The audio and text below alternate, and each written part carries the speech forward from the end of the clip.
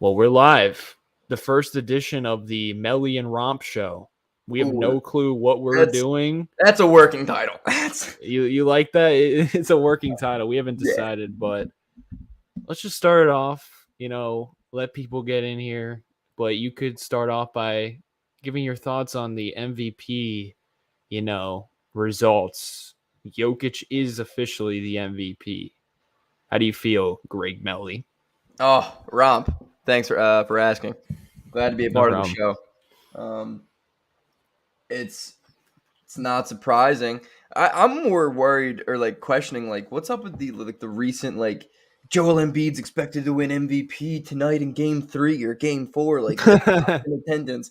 Like what's up with that, dude? Like I didn't need that. That would just give me some light at the end of the end of the tunnel that I did not need. Like, why don't you just keep my expectations where they were? I was Mhm. expecting Jokic to win it. Whatever, dude. He won it. He's in Cancun or Serbia or Montenegro or whatever Lord God forsaken country he's in. Enjoy it, dude. He's a great ball player. He's just Mhm. not the best player in the NBA. Well, I really don't give a shit, to be honest. No, Like, it's no. cool if Joel got it, but it is what it is. I think it's going to fuel his fire. And honestly, I'm kind of happy he didn't get it because I want him to be pissed off for the game 5. So he goes off. And also, so he works harder and he eventually actually gets the MVP because this damn sure is going to piss him off. And I still like everyone's like, oh, Embiid probably only got 5 years left, whatever. He's injury prone. But like in my perspective, he just finally got in real shape, legitimately good shape. He's eating right, it seems like. And he seems like he's locked in more than ever. So I believe if, everything goes his way, luck's on his side. Unless he has a ACL tear, unfortunately, I think he'll relatively stay healthy and he'll eventually get the MVP. Plus, he just learned how to play basketball like Yeah, yeah. He just 8 years ago. learned, Like and his game's gonna age well. yeah, dude, it's insane how good he is. Like Embiid literally has learned how to play basketball when he was 16 years old. He's not even 30 yet. Like he's just doing something at such a high level that people have never seen before. And it's like he's just learning how to play the game. Like he's only going to get better. And if he's going to stay healthy, in which I think he is because he's done a lot over the last 2 seasons to keep his body healthy, like he's eventually going to win one. I don't see why next year isn't his year, especially if he has a full year with Harden. I was just like I just really wanted it, Romp, because I wanted to just rub it and swipe his face. It was it was a mainly selfish, just completely like Twitter space thing. I wanted to bring it on Twitter and be like, swipe a suck it, dude. But Yeah, but I whatever. mean, And then he throws out this Joel Embiid's a great player video, but I'm like, dude, I don't even say my player's name. I don't want to hear it. I don't want to hear it. We're buddies, but don't even say the Sixers players' names out of your mouth. see, here's the thing. My gripe, I don't even care about the MVP award. I just don't understand how Joel Embiid is not top 5 in Defensive Player of the Year. Not even top 10. Someone tweeted at me saying he's not even top 10, and that just fueled me even more. I believed, Joel Embiid's the best defender in the league when he's locked in. When he's locked in, there's games where he's not locked in and he looks like trash. Without But a doubt, it's dude. like Giannis or him. And Giannis gets all this love for being a two-way impactful player, but they just look over Embiid's impact defensively. And the funny thing is, Bam Adebayo was top five in defensive player of the year, and they're throwing 6 bodies. They're throwing Eric Spoelstra from the sideline to guard Joel Embiid, for Christ's sake. And Joel Embiid comes back, and all of a sudden, they can't buy a bucket. They're struggling offensively. When he was out, freaking Tyler Hero was going ham with his passes. Victor Oladipo was looking like prime Oladipo. So Dude, it's like, how is this dude not top 5 in Defensive Player of the Year conversation? you know why? Because he's so good offensively. No, Like it's because he's fucking nerds. he's the Sorry. NBA. Oh yeah, I mean like the he's the NBA leading scorer, and so like scoring wise, he's just he's the most dominant offensive player in the NBA. Like, there's no question about that. There's no debate on that. He's the most dominant scorer, at least. And defensively, like, he doesn't go 100% every single play. Like, that's kind of just like a fact. And there are moments where he will overextend on helping, and it's going to leave a shooter, and it's going to be an open three. We're lucky because Miami just did not make shots last Oh game. yeah. And sometimes Embiid just likes to help defense a little bit too much, and it'll lead to like an easy backdoor cut for Bam Adebayo, and the Heat have seen that a little bit, but not too much. But when Embiid is on and like genuinely caring, he is, dude. It's disgusting how good he is on the defensive end. Like when he shut down Oladipo yesterday. Granted, I think me and you probably could shut down Oladipo occasionally, but like Embiid is just the most ridiculously well versed defender, and then all in the same time, he's going to come offensively and just dominate. But like, I just don't think he wins it because he is so injury prone that he knows how to conserve his energy. And I think that's the one leading factor as to why he plays more games now. It's because he's not going 150%. Like if you go back to his rookie season, he was like a defensive player of the year guy, like immediately. But he was also flying around, jumping around, reckless abandon. So I mean, I'd rather take Yeah. the 40% defensive effort and fourth quarter stud than what it was back then. Because I don't want him to ever get hurt again. I'm watching him like 13% of a man, and he's still just dominant. Like I can't It's take any crazy. less than 13. Yeah, Yeah, I'm not saying he should win it. I just want him in the conversation at least. Like it's not even in the top 10, but we got a I think he'll whole win. You don't think he'll win like all NBA defensive second team? probably, but I want top 3, Yeah. top 2. Like Marcus Smart, come on. Or Oh my God, don't get me come started. on. Like I like Smart, but Like stop it. he Just went stop. he didn't play in game 2 and they were completely fine defensively. Anyway, Yeah. whole lot of commented. Shout out to the chat. Leave a like if you haven't. Leave a like. He said, "What are your thoughts on Harden?" I feel like this is a good segue to the topic. Thank you, Holada, for carrying the stream because we have no idea what the fuck we're doing. Completely clueless, truly. Yeah, but Mhm. what are your thoughts on Harden finally looking like Houston Harden a bit last night? So me and DJ were texting, and I love seeing it, right? But my thing is, let's not try to expect this exact performance on a nightly basis now because it's his game is so predominant on if his shot is falling or not. And yeah, he looked good. Like that was one of his better games. That was arguably one of his best fourth quarters he's ever had in a playoff game. And I am absolutely stoked for that man where he was just like he deserves it. You know what I mean? But at the same time, like I don't think he's gonna be this guy forever. Like he's gonna have some off nights where we're like pissed at James Harden. And I'm here for it, man. Like he deserves it. I love James. I love him. I don't know if he's worth $60 million per season. Probably not, but you know what? Romp, you take it away. Sorry, my mic was fucking up. I got to get a new mic because the cord is like it comes out and then it switches to my webcam mic and then it mutes me. Can you hear me? Yeah, I can hear you. All right. Well, hopefully Should have said no. that hopefully that doesn't fuck up the stream. But yeah, Harden. I mean, I think Yeah, Harden. Yeah, yeah. that step back 3-point shot is so key to his game because he doesn't have the acceleration like he used to. And I mean, it's not even that. It's just like they play off of him because they're like, oh, he's not going to make that consistently. But then when he was making it in the fourth quarter, Bam Adebayo had to play like ultra aggressive. And then that one time he got that free layup because he was like humping James Harden because he was I scared of the 3-point shot. I can't believe he hit that one step back on Bam. That was the most contested shot. And when James like did his step back, he lost the ball. Like he barely was even holding the basketball when he put that shot up. And I was like, "Oh, this is horrible." When it was like 111 to 104, and then he knocked it down, and I was like, "Holy shit, this place is going nuts!" Like she's completely Yeah, crazy. I mean, he deserved it though. I feel like some of it's confidence too. Like he was definitely in his head a bit because the way he was celebrating, he was like, "It's about fucking time I made a shot." He was Yeah. like, "Where has this been?" So hopefully he just comes out in game 5 and he's like, "I am James Motherfluffin Harden." if they put Victor Oladipo on me and they switch, I am going past you. And I'm getting well, let's be real. If he had Jimmy Butler's whistle, he would still be getting to the foul line 15 times a game.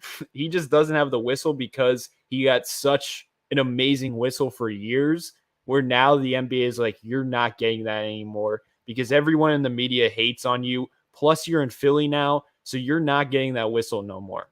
It's that Dude, plain and simple. Jimmy's whistle is crazy. Best It's whistle in the league. so crazy. Like, it's defensively too. Like, the lack of whistle when he's playing defense, dude, it's so crazy. I'm glad you said something. Him and Embiid have the best Yes. whistles in the NBA. Like, I don't think anyone comes close to Joel Embiid. Like, Embiid is on a whole other planet of like the whistle. But Jimmy Butler is so annoying because I'm just like 60% of it's bullshit.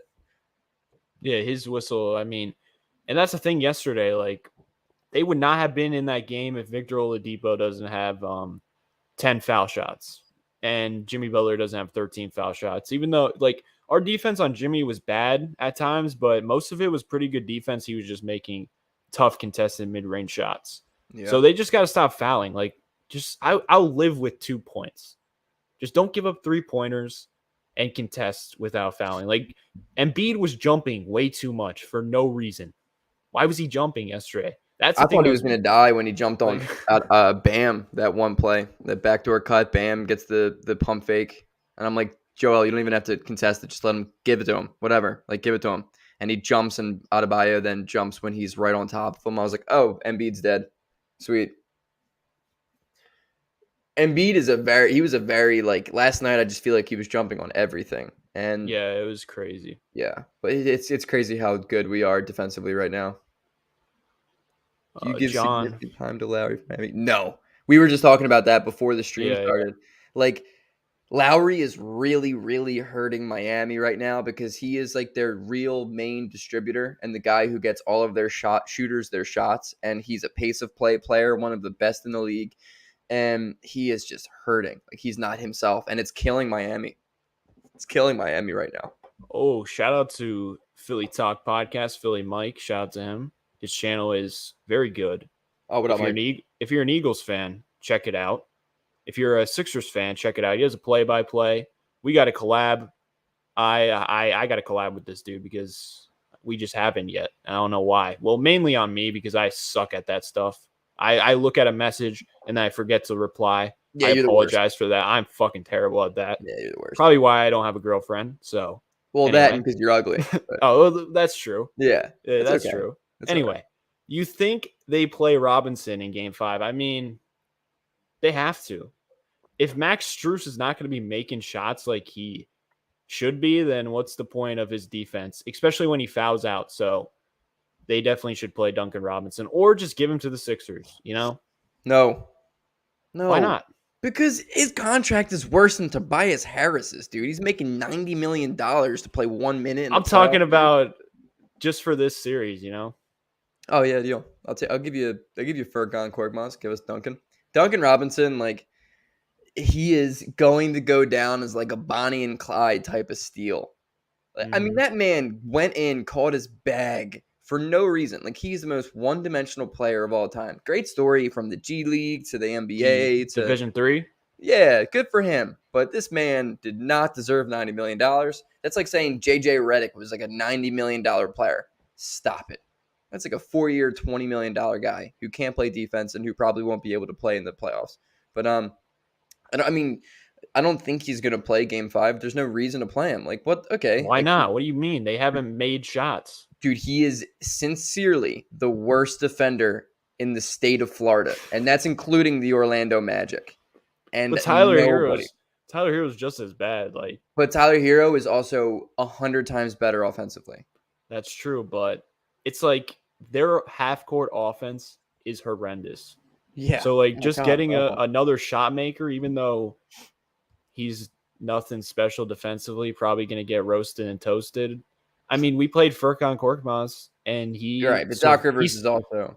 He survived out there. You know, he wasn't DeAndre Jordan level bad defensively. Yeah, well, so it's like if you play Duncan with a really good defensive lineup with Bam and Adebayo, PJ Tucker, I mean, he should be fine. But Okay, so what lineup are you rolling out Duncan in for Miami? um, Oh, real quick too, I want to answer that question. yeah. If Markeith Morris is getting minutes, Spo is a goddamn moron. Cool. You're calling out Eric Spoelstra? Yes, dude. Are you calling him overrated? He's the best coach in the NBA, but there is Heck absolutely no. no That's reason in that's this Ty Lue. world. Who? Ty Lue. And maybe Jason Yeah. Kidd if he beats the Suns. Stop. Stop. Bro, Stop. Jason Kidd's coaching a hell of a series against Right. the He Suns. was also the worst coach with Giannis. But yeah. He changed. Okay. Hopefully. Maybe. But Yeah. what adjustments do you expect from the Heat if you were the coach? Since you are, I'm gonna send Markeith Morris back to Chester, Philadelphia, and tell him not to bother to come back because that dude should not be playing. I'm talking real adjustments here. Come on now. Um, I don't like the zone for either team. I thought it was slow last night, and I thought it was just like unnecessary. I don't think we need a zone either one. What would I do? I'm probably taking Lowry off the bench, and I'm probably gonna start Hero if Hero is like cool with that. I don't know. Yo, why don't they start Hero? Like it's because he's probably like, dude, I'm like Manu Ginobili. Like, let me get my 35 minutes, but I have to sit in the beginning of the game. Like, shut up, dude. Dude, Just go out and play. because like we put Dybul on Hero, but if he starts, then with Dybul's not in the starting lineup. So Danny Yeah, Green's gonna have to face him because they put Maxi on Max Struess because Maxi can run around actually. So I bet we would probably put Maxi on Tyler Hero if he started because he probably. can run around. Yeah, But probably. that's the thing though. Yesterday, a huge thing that like no one talked about why Jimmy Butler went off is Tobias Harris got in foul trouble. And Tobias Harris, like, he gets toasted sometimes by Jimmy Butler, but Jimmy Butler struggles with like his size. Like he can't just shoot over him in the mid-range area. So when Tobias got in foul trouble, Jimmy Butler had Danny Green, Harden on him. Embiid had to guard him, and Embiid was biting for every pump fake for some odd reason. So I feel like if Tobias Harris doesn't get in foul trouble, I don't think Jimmy Butler scores 40 points. Yeah, I also think we kind of let him. Like it Oh, was like yeah. it, it was like, all right, go get 40, and no one else can do anything. Like Jimmy Butler games like that are always fun. Like we remember Jimmy Butler games like that as the Sixers. Like it's fun when Butler's going to go out and give you 30 plus because he's going to do it in like this motivating, like inspiring way. And it's going to be really, really hard points every single time. But it's not going to win you games. Like there really wasn't a point in the game last night where I was like, oh shit, like the Sixers are going to lose this. I wasn't worried. Like I wasn't thinking the Sixers were going to lose anything because of Jimmy Butler. I mean, like, yeah, he was going to get his, but no one else on that team was doing anything, and we still came down and just scored more than them. And then when Harden started going off, I was like, oh shit, like, yeah, this is a wrap. You know, I, Mm-hmm. I like Jimmy. I don't think he's a number one on a winning team. I just don't think Miami's good. And I remember when Miami was going through their all those extensions they were giving everyone. They signed Lowry, they signed Butler to a max deal. They got Duncan Robinson. Everyone was like, "Oh, the Miami Heat are it. They're now today's it." I'm like, dude, this is a horrible offseason. Like, I don't know why we gave them so much credit because currently this year, is their best chance to win a championship. And I don't think there is anybody on the face of the earth that genuinely believes in the Miami Heat to win a championship. They're just not. Oh. They're just not that team. They don't have that guy. They're a more expensive Chicago Bulls. Like I just don't understand this team. I don't think they're good. I think they're vastly overrated. I think they win because of their coaching, and I just don't get it. I really don't get it. And that's why like when we were down 2-0, I really wasn't even that worried because I was like if Embiid comes out game 3, we're going to win game 3 and 4. We should at So least. you're not even scared about going to Miami and having to win a game in Miami because I'm a little scared. I Oh, think I'm I think scared. I'm there's a scared, but it's not because of the Heat, it's because of the Sixers. yeah because there's definitely a world where we just continue to turn the basketball over because we still haven't had a game under like 15 turnovers against the Heat. Plus Joel Embiid, his touch is nowhere to be found. Yeah, Like it's not there. he But does not trust his jump shot right now.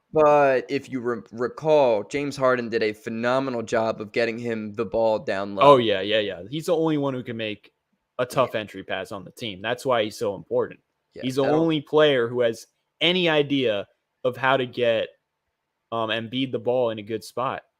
And then if you That's look at it, but then if you look at the game and how it kind of unfolded, it was the Heat changed up their defensive strategy after we just kept feeding it to Embiid when they were playing him like up and like trying to contest the inbound or not inbound the entry pass.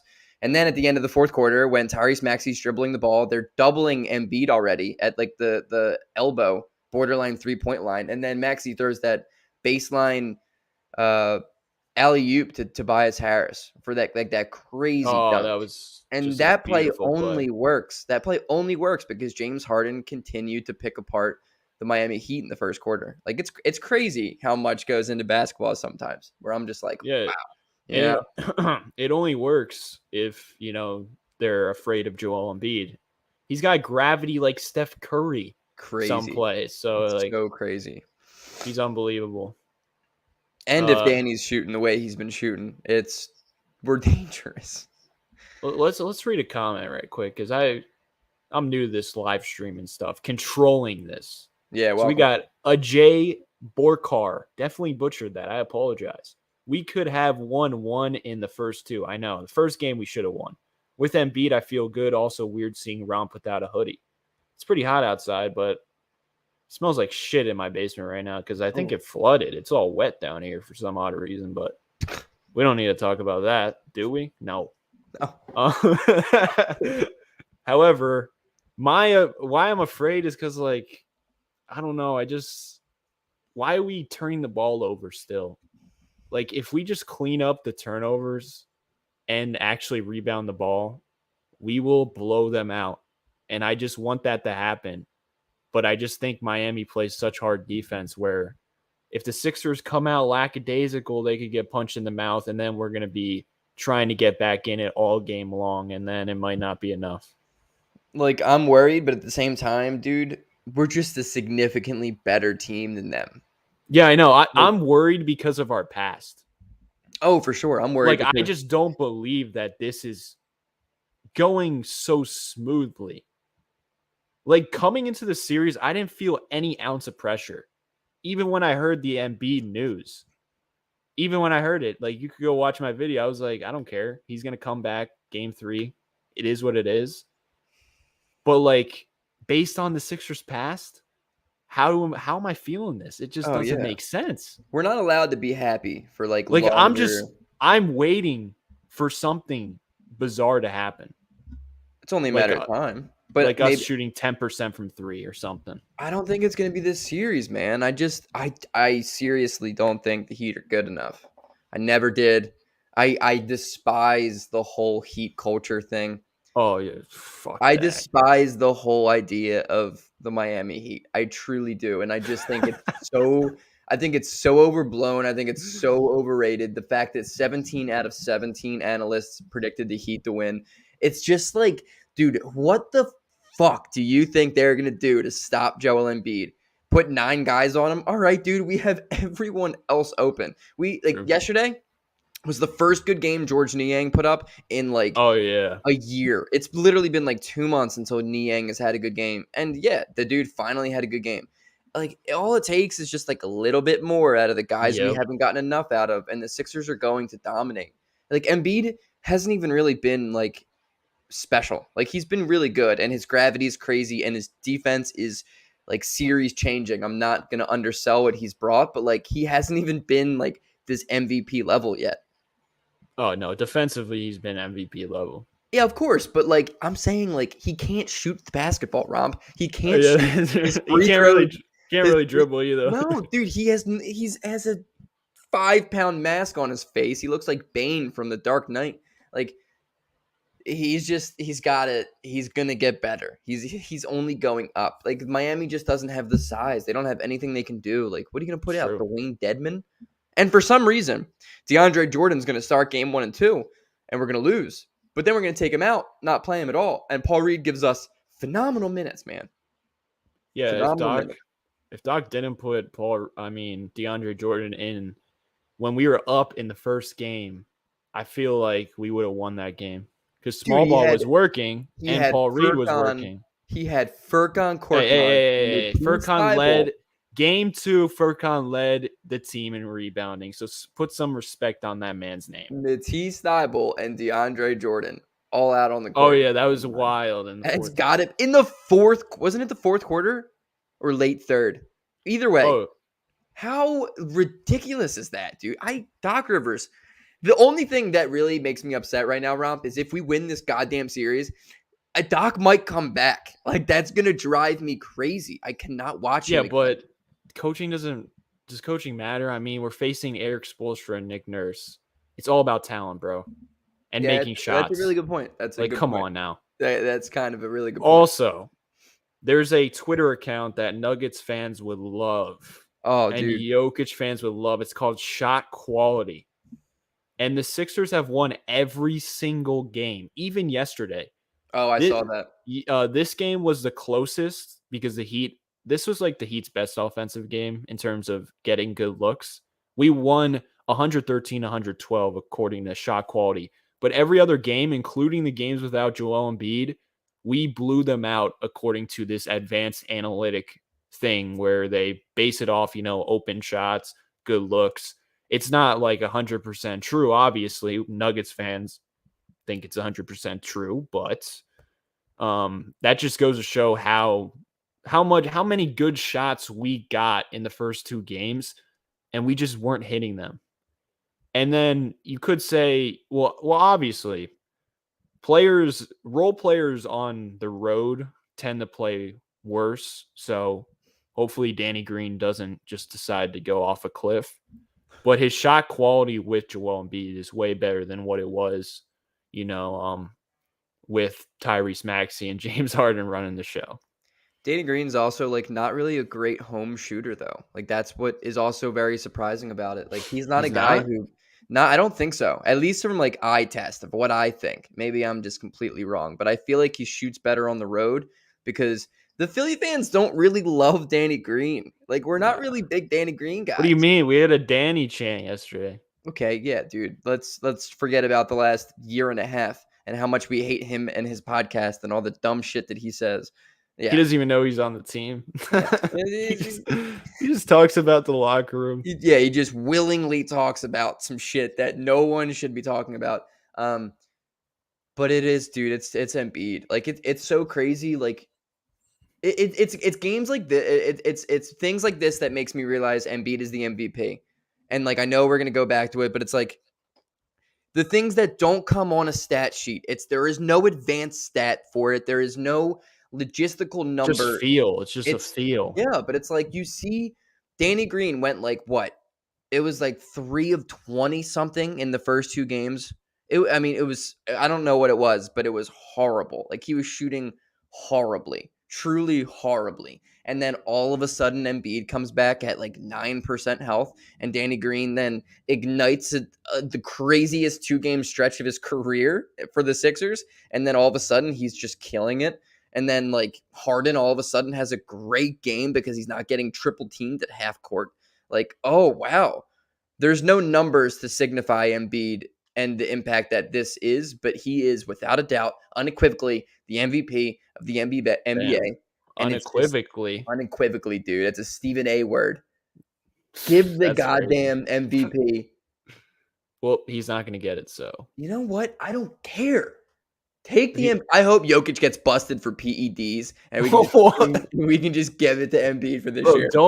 don't put your swipe a cam hate and Nuggets fan hate on Jokic. He doesn't even give a damn about That's the true. award. Yo, I think if I was a Denver fan, I would. I mean, even if I wasn't a Sixers fan, I would like Jokic because Jokic just doesn't give a shit about the MVP. He No, doesn't I care about like him, anything. but the funny thing is, like, Denver still is going to have the same issues with MPJ and Jamal Murray. They're still going to have terrible interior defense. So I Yeah, don't well, understand, even like, beyond that, so they they have better their own fix problems. that. But They have their also own problems. MPJ is not good unless he's hitting everything. So when he has an off night, it's like, what does he do? He's like Danny Green. No, he's not, dude. Please don't start coming out here and comparing Michael Porter Jr. to Danny I'm Green. saying when he's missing shots, he's like Danny Green. Yeah, but Michael Porter Jr. is also like one of the best shooters in the NBA. Like Yeah, when but when he's he's on, missing shots, what does he do? Because he can play defense. okay, well that's the same thing with Why do you think he everyone else didn't play in like the beginning of his career? Because Mike Malone was like, that dude fucking doesn't care about because defense. he had no back. The man broke his back. I'm talking about when he was back. Oh, I see what you did there. Yeah. Whatever, dude. I'm just saying Michael Porter Jr. is a bit overrated unless he's going godly from three. I'm an MPJ fan. I I don't am a give a fan of fuck. him, We but should have drafted him, but I think he is definitely, especially compared to his contract, he's vastly overpaid. I mean, they gave that dude a max contract for what? Like, how many games has that guy played? Like, he seriously has not proven a damn thing. A damn thing. But I think he could be really good. I don't even know. And then he comes out and gets hurt. I don't know. And Jamal Murray, like, I love Jamal Murray, but again, defensively, you're going to get burned by opposing guards. It was like when Donovan Mitchell gave him like 53 times. They were just giving each other 50. Like, oh wow, great scores. Yeah, because they're the worst defenders in the NBA. Like these dudes are just willingly letting each other score 50 to build narrative for each other. I don't know, dude. so my question is, what was my question? It was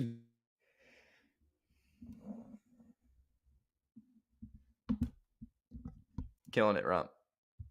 We're just willing. We're willing. We're winging this, guys. So hang in there. I can't talk. Romp doesn't want to talk. So we're just chilling, you know. I think Jamal Murray personally was the best player in those series when the Nuggets advanced, but we're Mike. never gonna My get that. mic. Welcome I back, Romp. apologize. Everybody, welcome Romp back to the in the chat. Yeah, I gotta get a new mic, bro. This cord is like I gotta hold it in the same spot the whole time.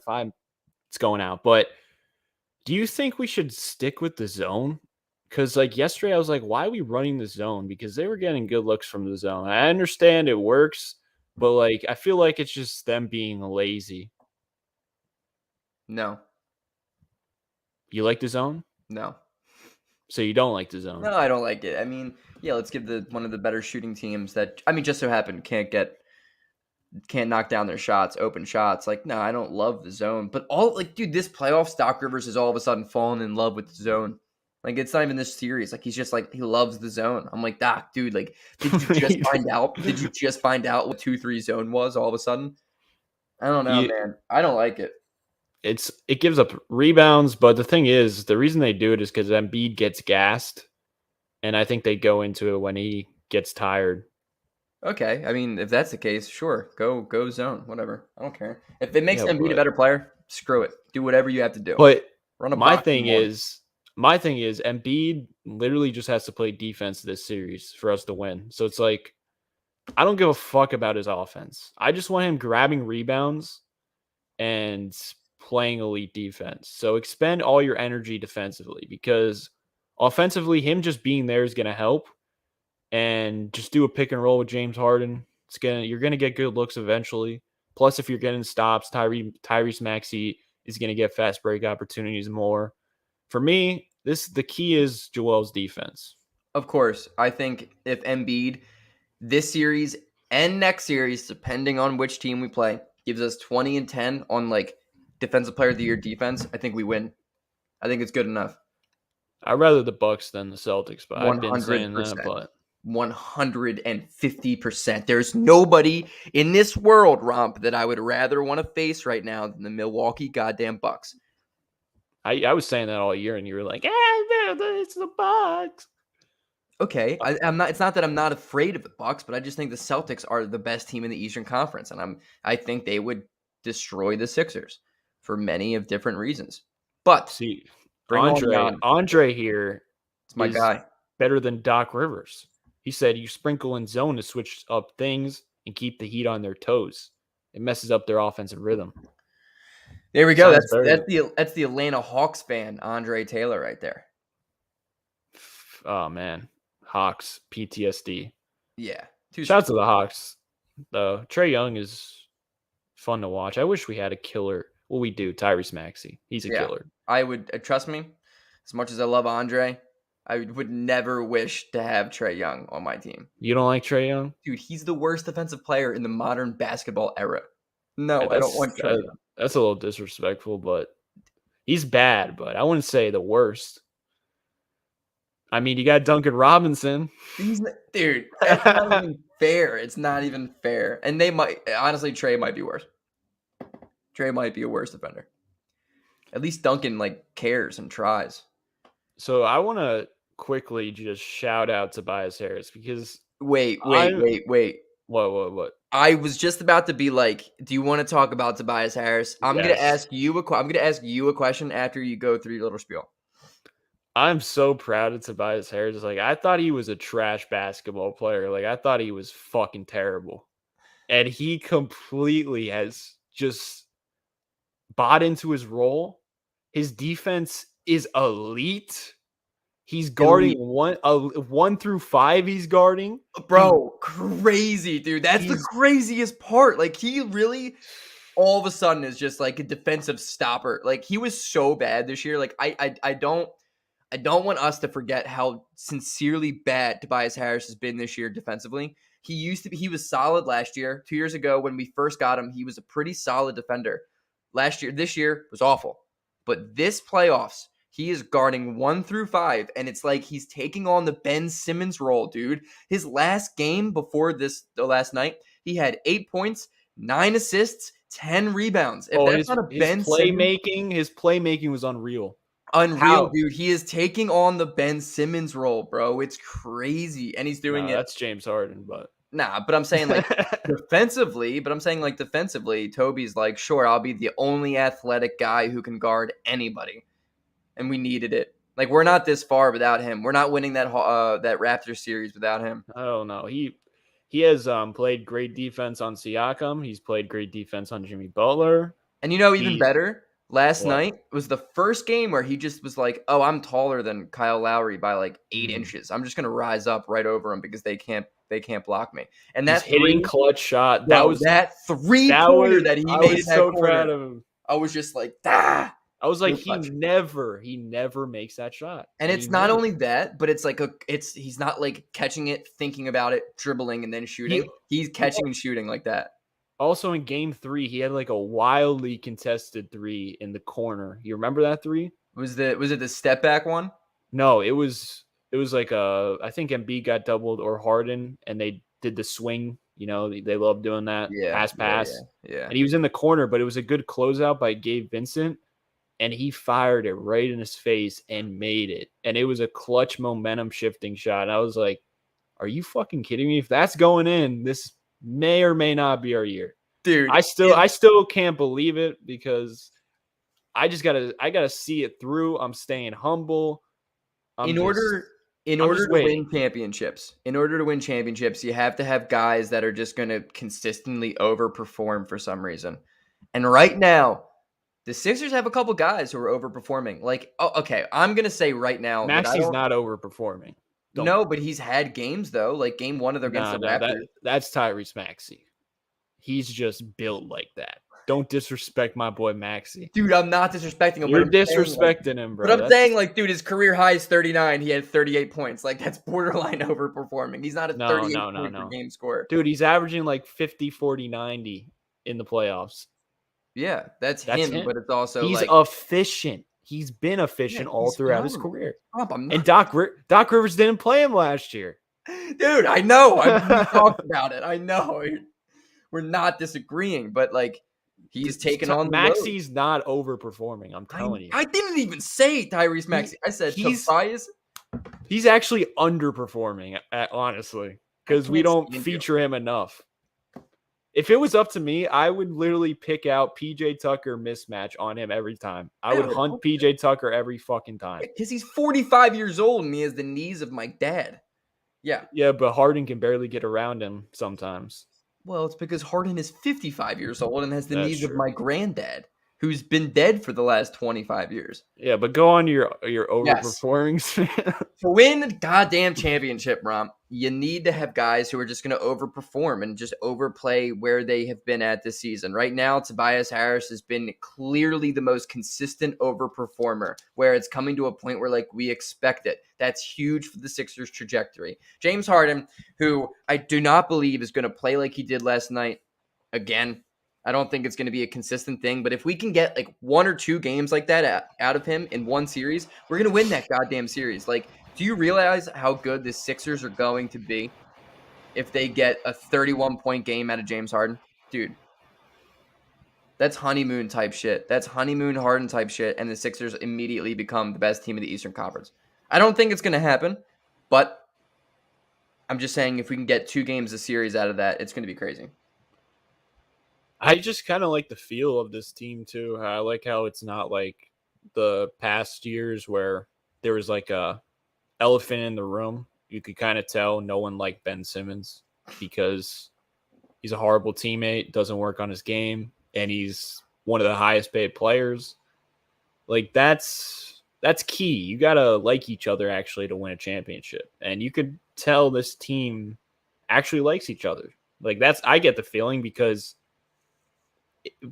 teams in the past, Sixers teams in the past, do not win 2 in a row when they're down 2-0. With Embiid coming back and basically Embiid playing at 50%. I know he had a huge impact, but like you said, he's at 50%. But the thing about that is, Sixers though, teams in the past do not do what we have done this series. but the I'm telling situation you. is so much different, though. Like, this isn't we wouldn't have ever gone down 2-0 if without Embiid. You know Yeah, what I I mean? Like, know, but I'm saying I agree with what you're saying. Like, even if the same situation happens, the Sixers probably don't come back. I really do agree. But like, this series is so unique because Miami is not a good team. They have their Bam Adebayo who's like 6'9". What the hell is he gonna do? And Embiid wants to win more than people want to breathe. And as you fix your mic, I mean, like what I love so much, what I think is like very unique and new about this team, which gives us hope, is the fact that like this Sixers team, there are games like when they're down, you're just like, oh, I think they're gonna come back and win. Like you're not even worried about it. You're not like, oh, it's just one of those games. Like the Sixers have had moments like against the Raptors in game 2 or game 3 when they came back and won. game You're like, 3, I think. yeah, you're just like, oh, they're gonna win this game. Like you just know they're gonna come back and win. And I've never felt that way about a prior Sixers team in my life before. This team holds the leads too. You have Yeah, not dude. Last night was not. Miami's a very tough team to beat because they work hard for 48 minutes and they're gonna find their way to come back into games way better than other teams. Like it's a hard team to close out and beat. But the Sixers did a really, really good job of just holding on to a lead. And the whole time I was pretty confident in holding on to it, which I've never been before, you know. And your boy, your best friend in the world, Matisse Thybulle, he knocked down sucks. he knocked down a 3-pointer last night. It was disturbing, that release. Like, what is that? It was like a Chris Boucher shot. It's called cash money. That's what it's called. R commented, most stock down for me this season is Thibault, both offense and defense. There hasn't been a moment where I thought, thank goodness he's here. That's a nope. Well I said, agree. R. Well said, R. Yeah, we gotta sell high. Swipe a Cam loves Matisse Thibault, so Give me Monty Morris. It's yours. Do we want Monte Morris? Yeah, I love Monty. Who would you take? So okay, I want Jeff Green. I've always wanted Jeff Green on the team. If we're trading Matisse Thybulle for Jeff Green, we fucked up somehow. Jeff Green is no. I'm not saying trading for Matisse Thybulle. I'm just saying I want Jeff Green as a role player on the Sixers. Oh yes, sweet. I'll take him. He's just a nice role player. So I want to go back to the question that when we started talking about Tobias that I never got out. Are you still on that we're trading Tobias Harris board this offseason? Or are you gonna let this 9-game sample size let you keep this dude? Like, first of all, I have a couple questions here. Do you think his trade value has improved? And are you pulling the trigger on Tobias this offseason? I don't think so, man. Depends what the trades are, but we can't see that. But like, if he finishes the season like this, the thing about him, like everyone's like, oh, his veteran leadership is great. He's such a great leader. And that was all fucking stupid talk when he wasn't he was playing trash. But like if he plays like this and buys into his role and plays elite level defense, then that leadership becomes way more important and it's a real thing. And I think I want a team that just, goes through ups and downs together. Like the Bucks, they kept fucking losing and losing. The Celtics kept losing and losing. I think if we just sort of like, oh, it's not going to work out. See ya, Tobias, and we get role players in return, or depends what we get. Obviously, if we get like Bradley Beal or something, the Washington's going rebuild mode, get Bradley Beal, then maybe do it. But it's like I think this team has a lot of potential if you just get better role players off the bench. If you just get quality role players where you don't go down when Joel Embiid is off the floor, like this team is, I think scary as fuck. the Sixers are scary just with Paul Reed playing the backup five. Like that's a huge improvement for this team. Like we are significantly better. I think Paul Reed has an argument to be made that he's the best backup center the Sixers have ever had for Embiid. I think it's probably Andre Drummond, but Paul Reed is a very good number two. And Isn't he it is Al Horford? no, dude, he started for 95% of his Yeah, career. but he that was just a terrible fit. Yeah. Like you see what he's doing I don't with include Boston. him. I don't include him as I don't You don't. You just he's act not like a it didn't Sixer. happen. He's not a Sixer in my He's life. not. It never happened. It never happened. I Just agree. for the sake of him and his sister, who I both despise mutually. Oh my god, I hate that family more than ever. What the? Dude, she's the most annoying piece of shit on Twitter I've ever seen. I muted Anyway, her. Paul Reed is just really, really great. Like he is the guy who is the energy dude who the Sixers have not had. Like he's picking up guys full court. He's picking up guards full court. I'm like, Paul Reed, you're 6'9". You're a weird center. You shouldn't be doing this, but I love that you do it. But like Tobias, it depends on how far the Sixers go. If the Sixers can make it out of the Eastern Conference Finals, hell yeah, dude. We're bringing on Tobias. He's dying as a Sixer. I don't care. We're keeping Here's him a put on, question for you and me. Do you think we should play Paul Reed with Embiid? I would. You I can kind go of off. like it. It's something I that like it. I've brought up in like the regular season because I was like, like it gives Embiid like he can conserve more energy on the defensive end because we have Paul Reed just flying around like an absolute lunatic. I love Paul Reed. So you didn't really answer your Tobias question. Yeah, so It's kind of just me rambling. I'm thinking it's hard not to trade him because I Whoa. just don't What think about his leadership, I don't bro? think it's sustainable, dude. Like I don't know, is this sustainable? Why not? Because it's really hard to give 100% defensive energy and be the guy to be like, you know what? Okay, I'm going to take the back seat to the back seat to the back seat to the other back seat. And even though I'm making $200 million, I'm going to be the guy who gets 8, 7, and 8 every night. Dude, if he did not like his role, why the fuck would he accept it? Because it's the playoffs. And we're like, hey, Tobias, Yeah, you're but basically playing for your life. You want to play in Sacramento next year? Oh, dude, no, please, no, I don't want to go to Sacramento. Okay, then you better play some defense, Tobias. Tobias Harris is smart enough to know if he leaves, he's not going to do anything by himself unless he goes to like Milwaukee or whatever. Like I agree. he knows this is his best chance to win if he accepts this role, and that's going to extend his career. I agree. What is going to So, make yeah. him what's going to make him worse and like a Harrison Barnes type where he's just stuck on the Kings and being or Jeremy Grant who wants to be a number one option for whatever reason. Like that's going to get him money, but he's already got the money. He's got a fucking max contract. So I plus, like why would he accept the leadership role if he's, why would he do that?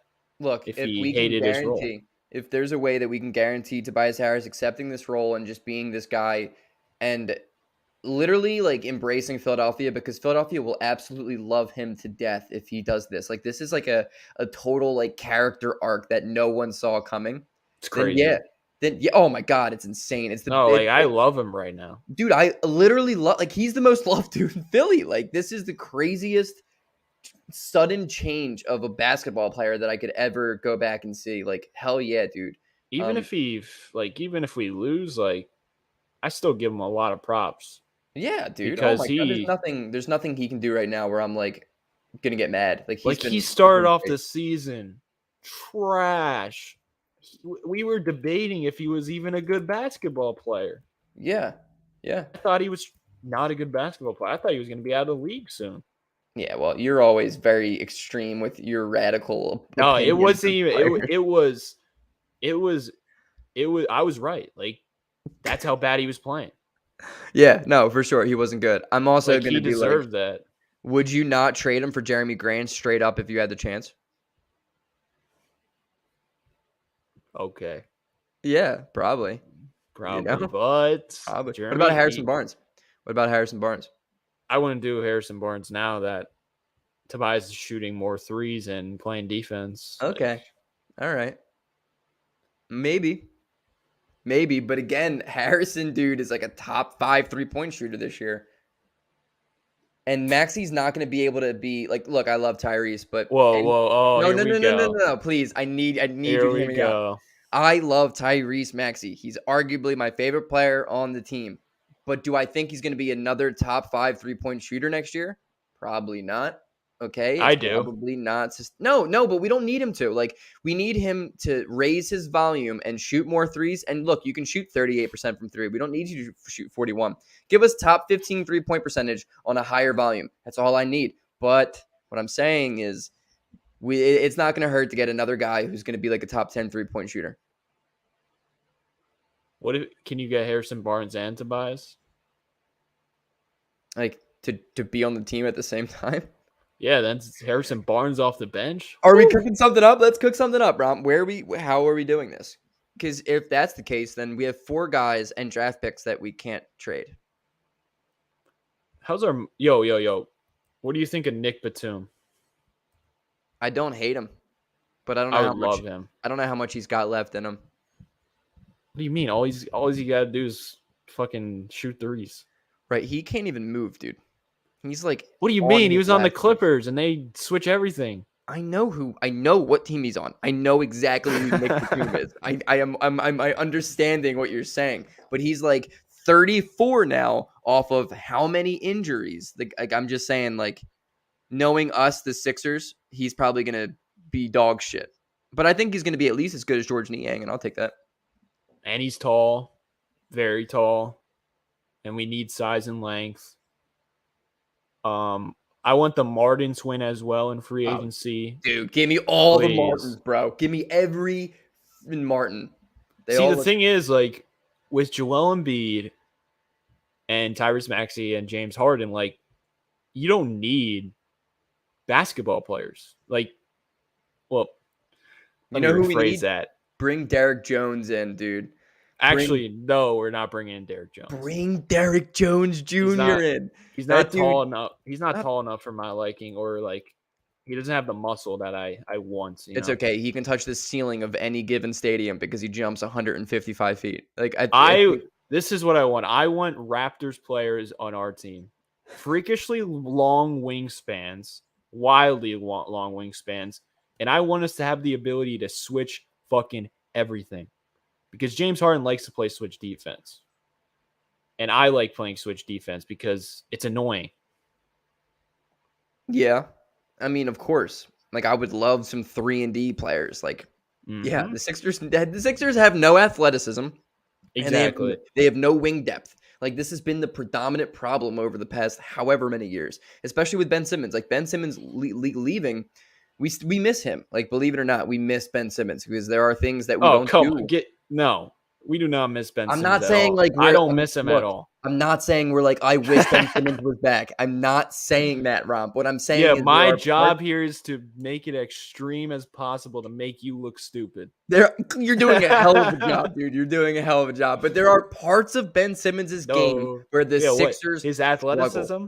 Yes, the His fact that he can switch on everything. And so if Tobias Harris can I be that guy, it's going to be huge. It's going to be huge. But the Sixers still need a dog defensively.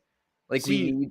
But Ben Simmons was not that dog because fucking Trae Young cooked his ass. But he And really look at what didn't. He and look at what really, the really look didn't. at what the Heat culture did to Trae Young because they're actually dogs.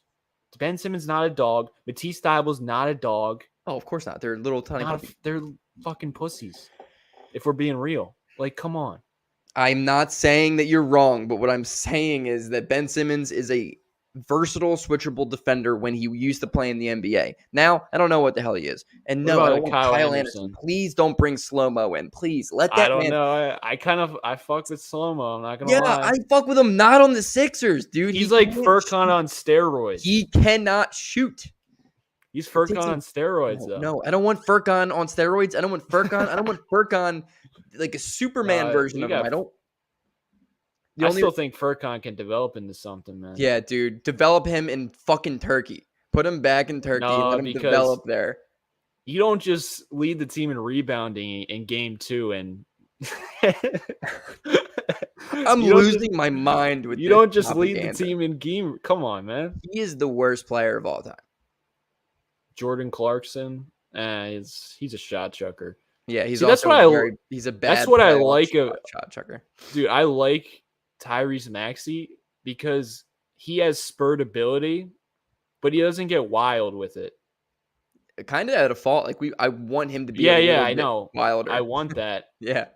But like Jordan Clarkson, if he's off, like he'll still like It's the Will shoot. Barton effect. And It's plus he can't play defense. So yes, it's the Will Barton effect. If Swipa complains about anything in this world, it's always Will Barton shoots too much. is Jonathan Isaac even available? I'll take Jonathan Isaac. I won't. The Hell guy yeah. hasn't played since fucking Mickey Mouse It 2019. doesn't matter. Do you see how long he is? I haven't seen a picture of him in 3 years. Have you? I don't know. Is he still alive? Is Jonathan Isaac still in the country of the United States of America? You find a picture over the past year, and I'll say, yeah, I'll take him. Please. I'll take Jonathan Isaac for anything. What would you trade for Jonathan Isaac? Niang. Oh, yeah, no shit, dude. Yo, let's trade George Niang for you used to be perennial all defensive player. Rocco just signed to a deal with the Clippers. So What about that's not Rocco, happening. though? What about Rocco? You gonna sign Rocco? Oh yeah, Rocco. Big Rocco guy. But Matisse and Furkan for Isaac. I love it, dude. Imagine. dude, maybe. I mean, he's like, oh, more Sixers players? Yeah, bring them in. We love collecting Sixers players. What if we got Fultz back? Herder. Would you take Herder? I would take Herder. No, his contract is albatross. I don't even. Do you care about contracts anymore? Yes. Like, Yes. do they really matter though?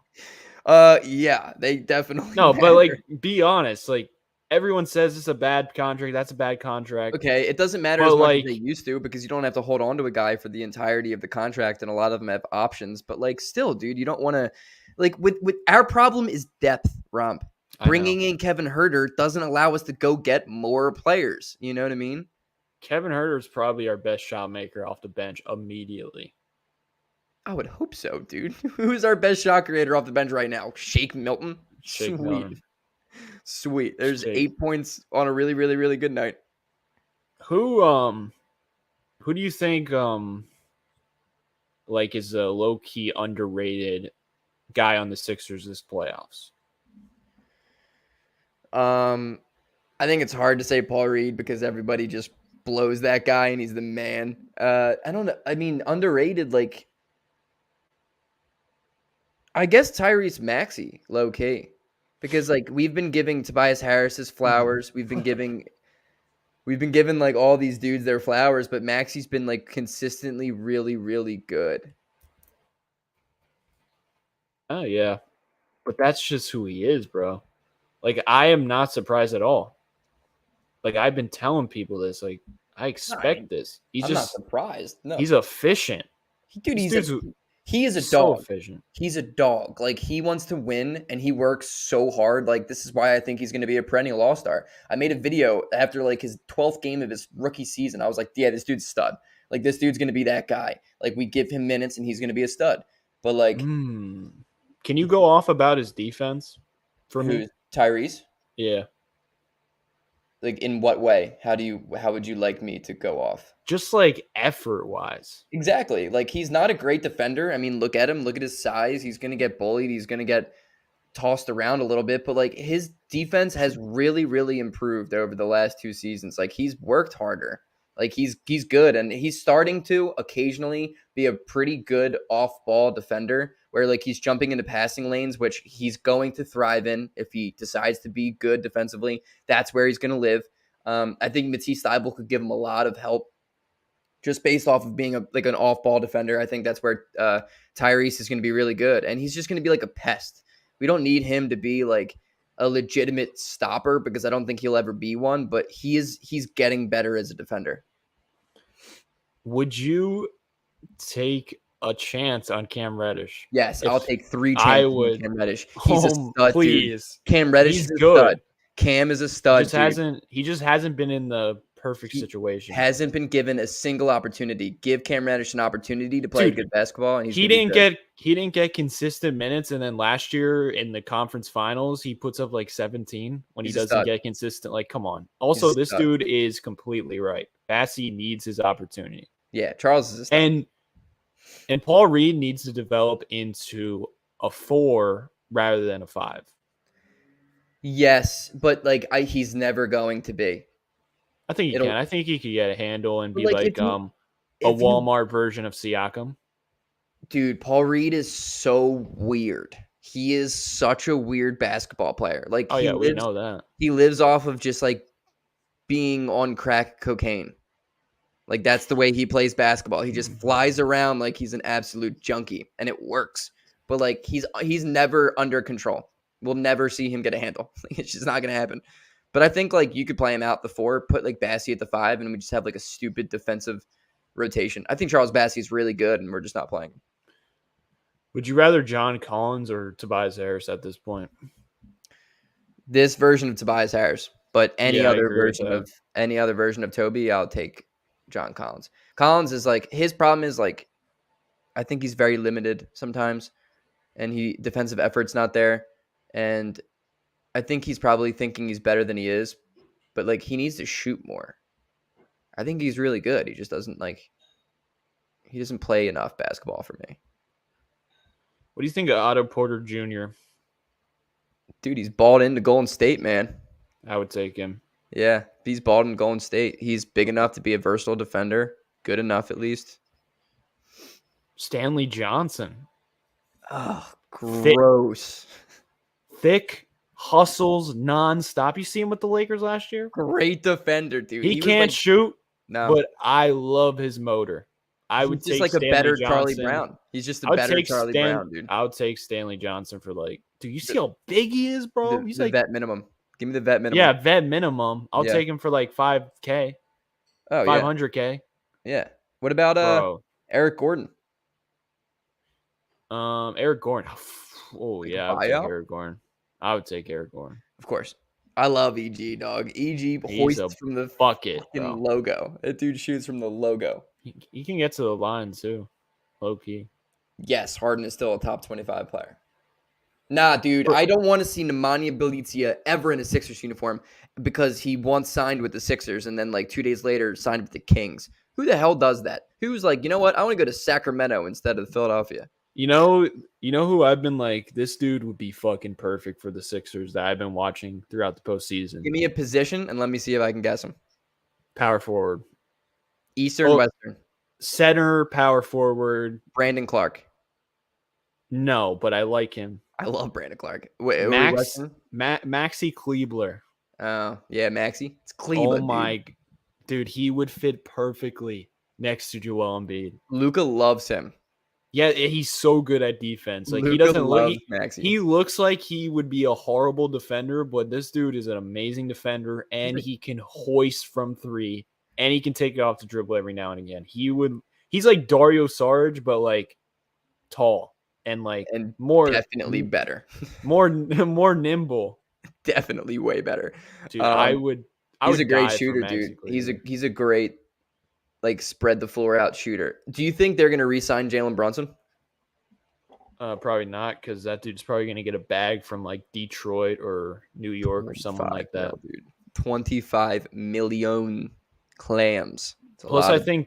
I think putting a small guard next to Luca is kind of silly. So I love Jalen. I think he's a yeah, stud offensively. he's unbelievable. But But defensively, it's just terrible. Terrible alongside Luca. And as much as I would love him in Philly, terrible alongside any guard we have.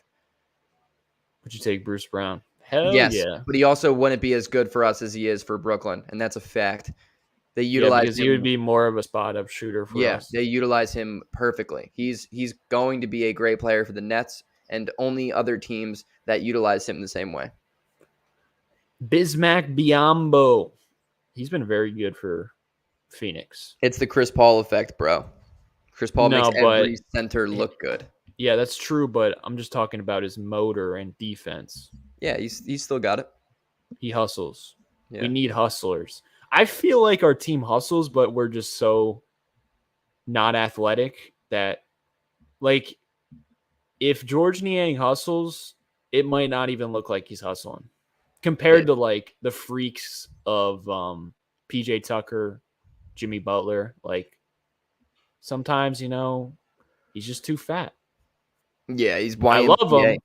I love him, but he's just not in the best shape of a NBA player, Yeah, but he gets the job done. Like the thing is, like I don't even think Yeah. it's him out of shape because he was the same shit at Iowa State University. Like he was. Yeah, he's definitely not out of shape. I just think like it's just kind of how he is. Like he's just got a muffin top and plays in the NBA, which is wild. But like he's a great shooter, and if he gives us games like last night again, Yeah, I'll love that man to death. he just has to make shots. When he's not making shots, that's when Yeah, he's just take him tough. out. But Take him out. even when he's 1 for 10, I still trust him. Yo, To but be not even honest. just making shots. What about that little drive that he had last night when we Oh, like that was bully ball. desperately needed a bucket, and like I feel like he hasn't done that in a while. Like I feel like I haven't seen George Niang drive for an easy two in like the entire playoffs. It's been a while, so I'm glad to see that again. I hope he's like out of his head and back to just playing good basketball. Yeah, I agree. You want to go to the other series? Yeah, let's do it. All right. So, what do you want to start out with? Let's go to the East. Let's stay in the East. Celtics, Bucks. Yeah, I think the Celtics are gonna win it. To be honest. the series. Yeah. Oof, I think Milwaukee wins.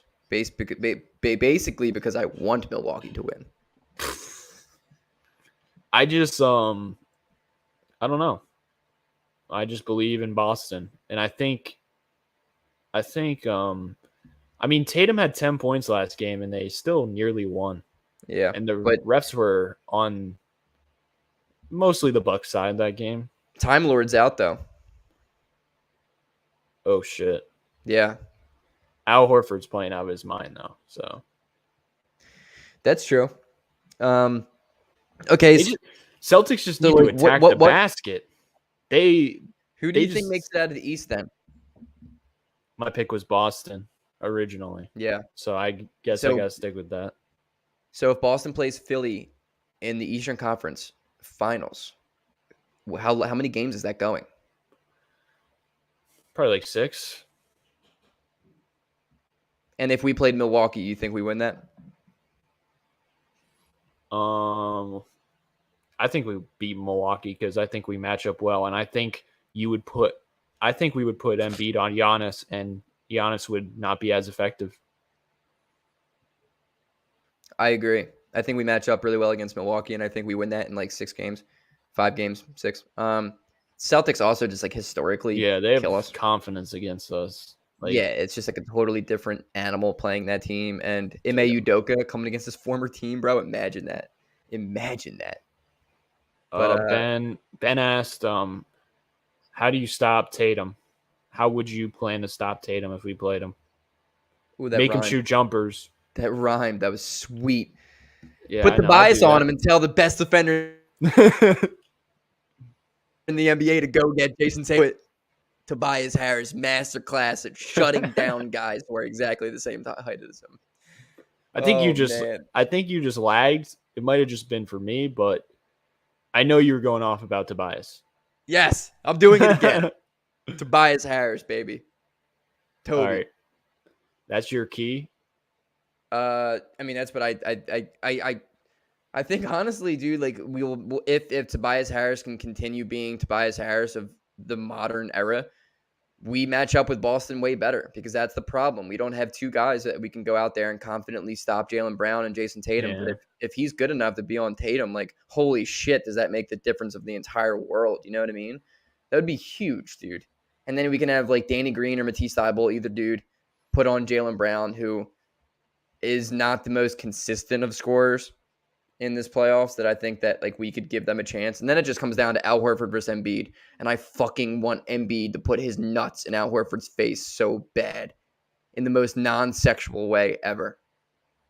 Yeah, I Just as a, think well, see, Boston, they can get hot from the perimeter, and that's the Sixers' weakness. But like Milwaukee, they go from inside to out, and Giannis loves to live in the paint. So I think with Embiid's rim protection, if he's on point, and if we're willing and Embiid's bold enough, I think he could go man to man on Giannis and lock him up for periods of time. But I don't think Doc would do that because he would be like, oh, Embiid would be tired if you put him on Giannis. It's like, dude, this is the fucking playoffs. Come I on think you now. would see I think you would see a lot more zone against Boston and Milwaukee because they both have stretch fives. Like what I think is so key to Embiid being so good offensively is because like, dude, the Miami Heat have Bam Adebayo. You let that man shoot 45 goddamn open threes a night. I don't care. We're gonna win. Yeah, but Like, that's why you don't put Embiid on Brook Lopez. You put James Harden on Brook Lopez because they're not going to be like, oh, let's run our offense through Brook Lopez. Because if they do that, I'm but it fine with doesn't it. it doesn't matter who Embiid is on because they're gonna have a 5-out offense. It's the same thing Yeah, with but if Boston. you put him on Giannis, everything flows through Giannis. Of course, but dude, you're asking Embiid to guard the guy who's going to have the ball 60% of the time Yes. and Do then you want to also win? get the ball? You want to win a fucking championship, Greg? Yeah, but do you want Embiid to like be I absolutely don't dead? care about his offense. If he's Okay. locking up Giannis, All right. just don't get in foul trouble, Yeah, which well, is going to be hard. But if you're locking up Giannis, it's Tyrese Maxey show and James Harden show on the other end. Like, that's the yeah. thing. You're not going to win a championship with Joel Embiid ball. That's what has been hurting us in the past. We haven't had players to rely on besides Joel Embiid. Like, you can't close with the center because Embiid can't dribble the ball up the court. So they're going to, just like yesterday, it's going to be hard to get him the ball in good spots. That's why you need James Harden. You need Tyrese Maxey, and you need to run an offense like pick and rolls, stuff like that. You can't run your offense through a center and expect to win the finals. Just not going to happen. So Embiid has to just focus on defense more, in my opinion. And the little things like going for the offensive rebounds, like he had 2 clutch offensive rebounds yesterday because he wasn't involved in the play of that sequence in the half court. But it allowed him to focus more on getting an offensive rebound. So it's like, I don't know. You know what I'm saying? Am I I making agree. sense? I agree. Like I'm still despite having James Harden, I'm still worried about the last possession of a game. You know, like of course it's nerve-wracking. Like I don't really trust anyone on the team, and the guy I trust the most, Tyrese Maxey, is going to be the guy who touches the ball very, very last. They got Drew Holiday too. Yeah. And Drew Holiday locks people up. But they don't have Chris Middleton. Yeah, but And I think the Sixers are better than Milwaukee. And I think the Sixers are better than Boston because we have the best player on the court by a country mile. I think if the Sixers are playing good basketball, they should beat both teams. Harden definitely does have to limit turnovers though. Those things are they should mix like Tobias on Giannis and Embiid on Giannis. Even Niang on Giannis was doing well in the regular season. That was killer. We should just throw everything we have. All right, let's go to the West. Yeah, let's do it. Mavs, Suns. I think the Suns are probably going to take the series, but I really, really, really, really, really want Dallas to take it. Damn, like, why do you want Dallas to take it? Because I kind of don't like Phoenix. I hope I hope my boy Gabe is in here who runs the Valley podcast. Go subscribe to that podcast, by the way, because What? he's a Suns fan, and I want you to tell him why you hate Phoenix. It's not even that I hate. Like, all right, like, look, I like Chris Paul, but at the same time, I just don't really kind of want to see him be successful. And it's not even me being like, That's fucked up. it's not even me being like, oh, I want him to lose. I just don't think he deserves it. I don't think he's a good playoff performer. Damn. I think the difference between Chris Paul and James Harden, I think it's ridiculous how people look at Harden and they're like, oh, this guy sucks. Like he's washed. He can't do anything. Oh, all he wants to do is pass the ball. He can't shoot. He sucks in the playoffs. Oh, Chris Paul. Chris Paul's the man. If he didn't get injured, they'd be so good. He's the best passer of all time. Blah blah blah. Like Chris Paul and James Harden, their careers are basically the same when it comes to the playoffs. They both have not been great. They both have been folded under pressure when they needed them the most. I just don't get it. I don't get why everybody all of a sudden is like, let's hope Chris Paul wins a championship. And Devin Booker too. Screw him.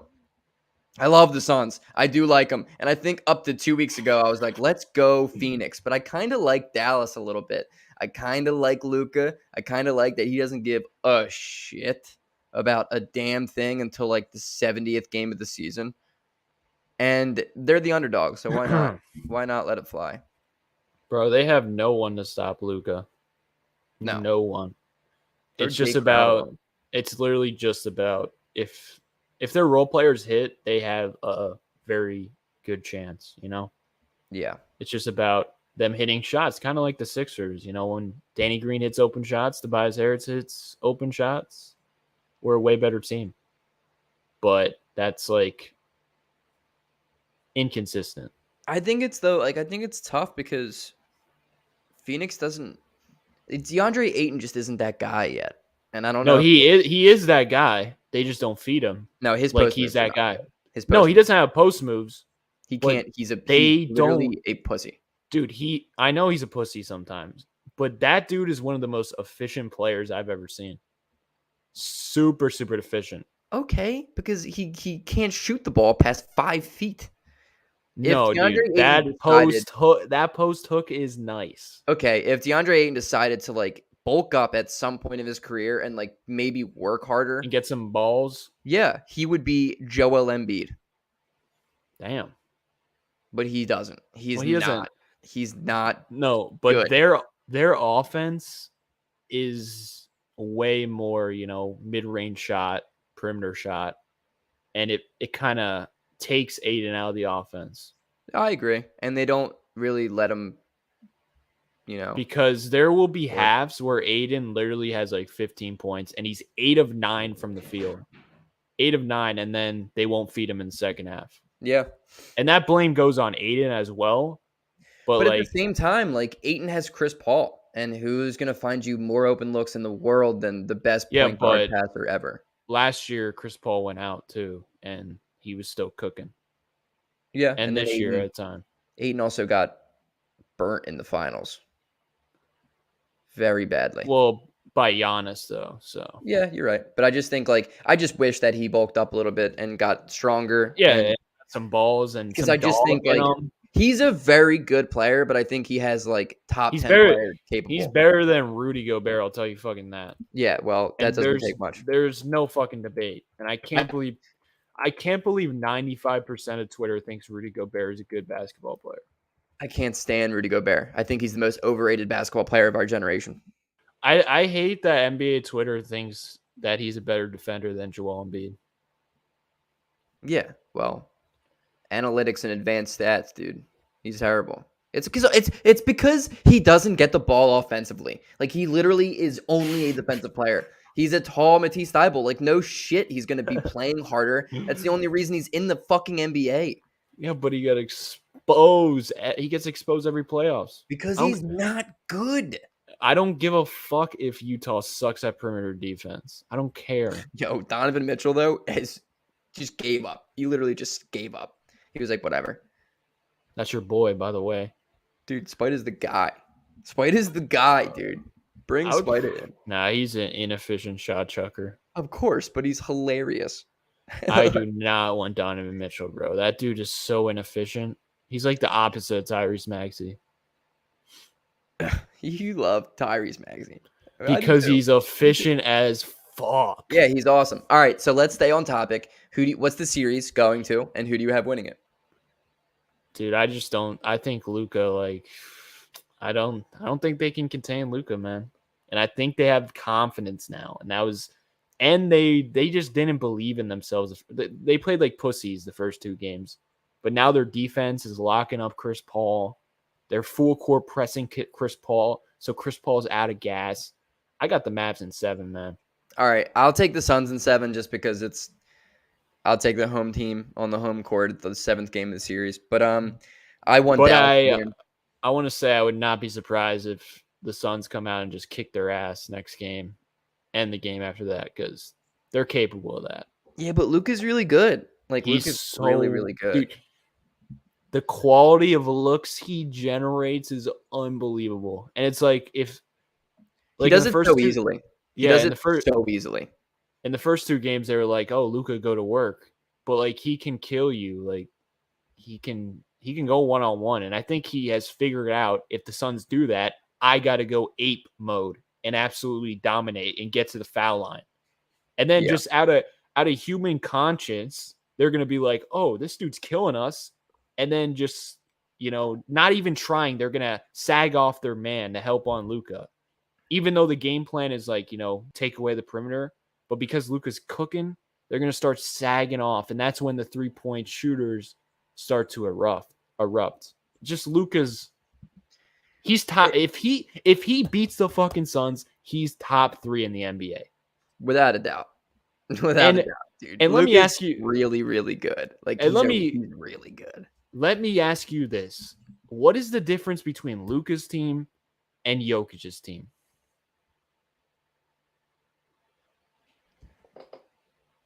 Jokic's team's probably better, but they don't shoot as well. I mean, the Mavs are a really good 3-point shooting team. They're constructed a little bit better. Yeah, but why are they shooting well? Because of Luka. Yeah, but dude, you can lead the horse to the water, but you can't make the horse drink the goddamn water, Romp. That's basically what we got here. Like the Mavs are a good shooting team because they're open and they catch the ball from Luka and his magicness, but the ball still goes in. Yeah, but if you're this 100%. godly player, back-to-back finals MVP, you can't win 2 games against the Warriors undersized lineup where you have the mismatch. Yeah, But Luka's taken the best team in the NBA. By far the best team in the NBA. not by far. By far. It's not by far, based on their regular season, by far they were the best team in the NBA. Dude, who gives a shit about the regular season anymore? They got size, length, scoring. They're the most well-rounded team. Is that fair? Yes, that's fair. Well-rounded team. And he's taken them to 6 or 7 games. Come on now. With also like a rubbish roster. He's got Dwight fucking Powell starting at center. But it's different though, dude. Like, look, I love the anti-Jokic propaganda. I'll fucking live for it with you. Like, I swear to God, I'll die out on a hill to shit on him. I promise you, I will. But like, it's different being a center and a heliocentric point guard. It's different. It's not the same. Yeah, I know. I just explained that like 20 minutes ago. It's so much easier to do it as a point guard than it is as a center. What I see on Twitter with how they talk about Jokic, Twitter doesn't know jack shit, Rom. I don't care. They're talking about all this. Like they talk up Jokic. Like someone just tweeted, he's a top 50 player of all time. Well, yeah, it's bullshit. I'm gonna. So if he's a top 50 player of all time, then you got to have the expectations of a top 50 player. Imagine if James Harden was 1 of 9 as a record in his last 10 playoff games like Jokic is. Imagine the slander he would be getting. But they praise Jokic like he's a top 50 player, but he's not held to the same standard as KD, Harden, LeBron. I'm telling you. We're not disagreeing, dude. I know. Agree with everything I'm fired. you're saying. I'm fired up though. Like This it's isn't just a Jokic thing. Like we were talking about Luka, and you're like, but Greg, I agree with you. Like my thing is like people look at like they like especially Swipa. And I'm sorry that I had to fucking keep saying his name, but like he takes these statistics of like he just basically like he made a tweet today. I'm actually gonna check it out. He made a tweet today that was like going on about how Jokic is like a historical playoff performer, and then gave statistics as to why. And now I'm almost here, and I'm gonna find it because I thought it was absolutely hilarious. Because there's just like cool, dude. Your stats are great, and you cannot win games. You can't win games in the playoffs. Like, isn't the point of being a really great player winning games? Like, sometimes like I look at Joel Embiid's streak right now, and you know what this reminds me of? This reminds me of LeBron James. What Joel Embiid is doing all right. down Well, 0. chill. Dude, hear me out. No, The Sixers are chill. down. The Sixers are down 0-2.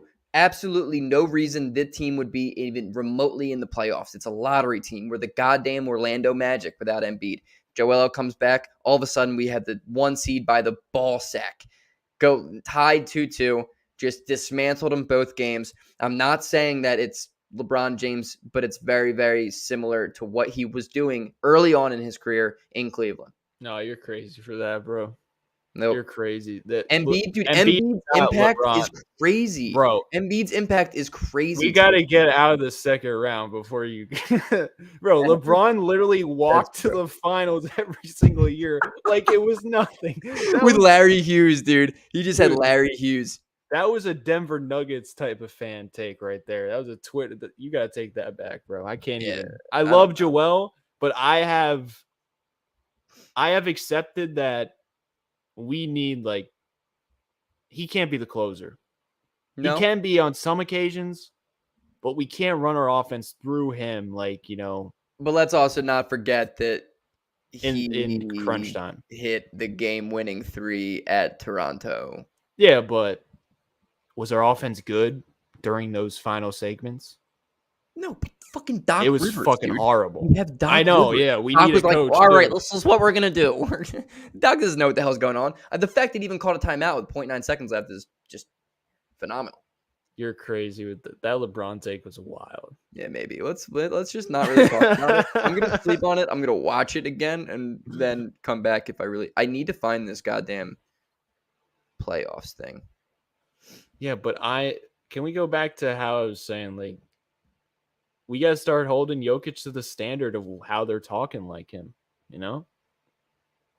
Yeah, of course, dude. Now it's no joke. He just won 2 MVPs in a row. Like he better be the best player, and that team better be really, really good in the playoffs next year. Because if not, he better get absolutely burnt to the ground. Because my thing is exactly what you said.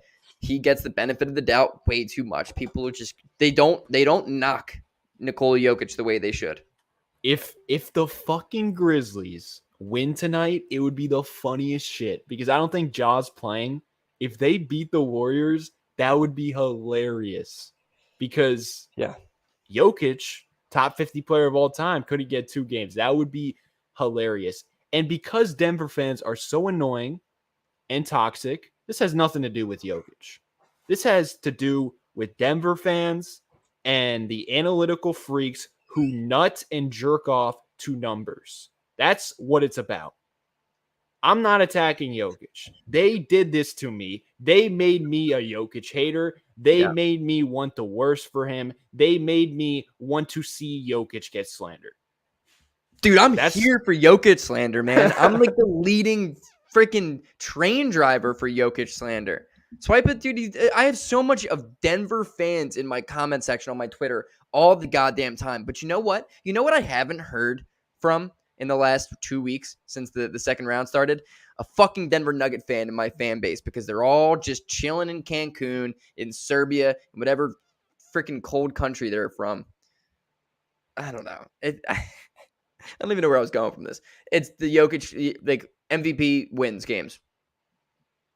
yeah. That's And what it is. here's the thing about Embiid. Like, I'm not calling him a top 50 player of all time. No. He still has a lot to prove. He still Yes. has to get out of the fucking second round. Like, I'm not over here proclaiming that. But over there, they're proclaiming he's a god. So that's my problem. And Yeah. a lot of Sixers fans do the same thing with Embiid. Like Embiid, there's still a lot of time. Like he has to get over this second round hump. Hopefully this year. Hopefully. But But like he's not. that's the pro of being in a small market team like Denver. No one expects you to do anything. But like, dude, this Denver team has been building and has been an upward trajectory for the last like 5 years now. Like it's about time this team starts doing something. And if not, they deserve the slander that Philadelphia gets. You know what I mean? I'm just here to slander Jokic now. All right, so Memphis, Golden State, that series over. You agree? Yeah. I don't know though, because Memphis is really, really good without Ja, but I think Golden State's just the best team in the NBA right now. I'm voting hard for Memphis tonight. Me too. I put a That lot would of be money on the Sixers to win last night, and so I won, fun. so I might as well just go balls to the wall. Well, you don't even have to go balls to the wall because the odds are probably insane Yeah. for Memphis winning or even covering. I Like, actually kind of want to see what it is. what's the line here? What's the line? What's the line? I'm looking. Damn, Boston's getting dicked down right now already. Really? No, they're down by 6 points, but you don't want to see plus 9.5. See, my thing with Golden State is I don't believe in them. I think whoever comes out of the Mavs and Phoenix series will beat them. You're saying, wait, I want to go back to the Celtics getting dick down. It's 8-2. I know, but you don't want to get off to a rough start when you're away after losing like they did. Yeah, I hear you. Wow, plus 9.5. I would That's take that crazy, man. because Memphis is they really good without Ja. They were what, 17-2 this year? Tyus Jones is a very good backup point guard. Oh, I love Tyus, dude, and his brother. But the thing is, they have no expectation now. Like they're not supposed to win. It's kind of like the Sixers games 1 and 2. So all they have to do is have like a crazy night and just shock the world. So Yeah. I think it's possible. I But think it's possible. I don't think it's impossible. Dude, Memphis is a good team without Ja Morant. I think it's for sure it's possible. so here's my problem with Golden State. I just think they're undersized. And I think Clay and Steph look old at times. Like there are points in the Grizzlies games where they can't get any separation on their defenders because simply the Grizzlies are younger and more athletic. Yes. I mean, the Grizzlies are a tough matchup for Golden State, I think, with Ja healthy. I think for this is a hot take. I think for Golden State to win, Jordan Poole has to be the focal point of their offense. Ooh, I don't know about that, man. Dude, I don't that know. dude can and no, it's just because it's like the same thing with Maxey because of Harden and Embiid's gravity, he gets a lot of one-on-one opportunities, Yeah. stuff like that. So I would close like or just like third quarter, fourth quarter, really try to get him going because they're so worried about Steph and Clay. And Clay's over here taking way too many shots away from Jordan Poole. Jordan Poole is scoring 25 with ease, getting to the basket whenever he wants. But I don't believe they will do that because they're like, oh, he's young. He makes dumb turnovers sometimes. He's so good, dude. He's so fucking good. I don't know what happened to him. I don't know how he got that good. Jordan Poole is like really, really legit. So I listened to a couple of podcasts about the rise of Jordan Poole, and two things stood out. One was like he's always thought he was going to be a star. So like he just played like he was going to be a star. So like he makes some really bad mistakes sometimes, and early on in his Oh, career, yeah. especially, he made some really stupid mistakes and stupid shots, and Steve Kerr would take him out. But then like he would also have some really shining moments where it was like, oh shit, this kid might be pretty good. And then once he started getting better and stronger, like the shots started being more consistent. And he also is the guy they say that looks at Steph Curry and Klay Thompson and wants to play exactly like them. Like he looks at Steph and he's like, "This is how I'm gonna play. This guy's really, really good. I'm gonna be just like him. I'm gonna mold my game to fit with him, but also to match him." And he just thinks he's going to be a superstar. It's like that Anthony Edwards effect, dude. Doesn't matter how bad you're doing, you're going to be really, really good because your confidence is just dumb high. And you have the ability. You want to hear his stats against Memphis? I would love to. 26 points, 5 assists, 58%, 42% from three. That's unreal, dude. He's And so unreal. and And the fact that Klay Thompson. Ja Morant won rookie, most improved, and not Jordan Poole is mind-boggling. Like Jordan Poole should be getting more shots than Klay Thompson at this point. Yeah. Unless Clay's, going nuclear like he can. But yeah, that's my prediction. Golden State winning, but they would lose to Mavs or the Suns. And I think it would be like, oh my God, they're Passing of old. the torch. The passing of the torch. Yeah, baby. it would be like the passing of the torch. Yeah. Dude, if the Mavs make it to the finals, dude, the Sixers might win the championship. I don't know. Luka's fucking scary, bro. Dude, no shot. We would take them in 4. Luka's different, but I don't think the Mavs are making it to that chip. As much as I love Luka, I just don't see their role players going Danny Green mode. Yeah, never a good sign when we're comparing him to the Sixers guys. Yeah, I don't think Dallas is good. So, okay, power rankings, the teams in the playoffs right now. You got him? No, I'm saying. I thought you were like reading an article. It looked like you were no. looked like you were reading your power rankings. Fuck. You can start at the bottom. Heat. Okay.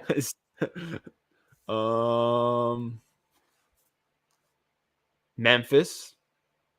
Really? Yeah, I don't think they're that good. Okay. Like they should not have gotten past the T-Wolves. No, they shouldn't have.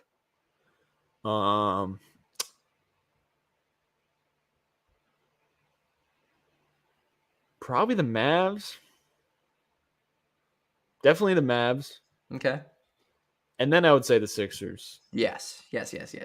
And then I would say the Warriors. And then I would say Celtics or Bucks. You could just swap them depending on who wins the series. And then Phoenix. I would say the Suns are the best when they're playing. When every team's playing at the highest level, I would say the Suns are the best because, man, the Suns have looked so weird. They haven't looked like the Suns this series. Yeah. They didn't even look good in the first round either. Yeah, they don't feel as deadly as they felt deadly. Like there's games where they had, game 2 they how it has gone most of the playoffs last year until the Bucks. I don't know, it's weird. Honestly,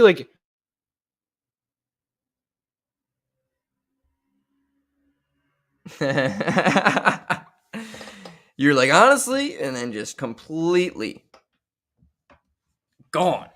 Dude, we got to get this figured out. It's all right, though. We're just winging it. We're winging it, guys.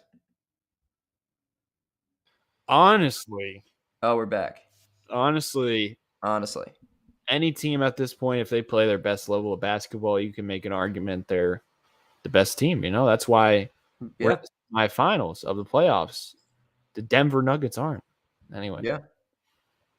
That's very true. I think that Miami is definitely the worst team in the playoffs right now, which is crazy because they're a 1 seed.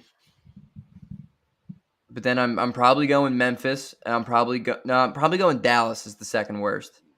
I'm gonna go Miami, Dallas, Memphis, Philly, Phoenix. Whoa, disrespect to Phoenix. Milwaukee, Boston, Golden State. Damn, that was quick, and that was something I'm gonna stand by. Rate the teams in matchups with Sixers. Okay, I think the Sixers are very strong against Miami. I think the Sixers are okay strong against Milwaukee, and I don't think the Sixers are very strong. They're not very strong, I should say, against the Boston Celtics. I'm not afraid of any team in the Western Conference except Golden State. You're overrating Golden State, bro. Maybe.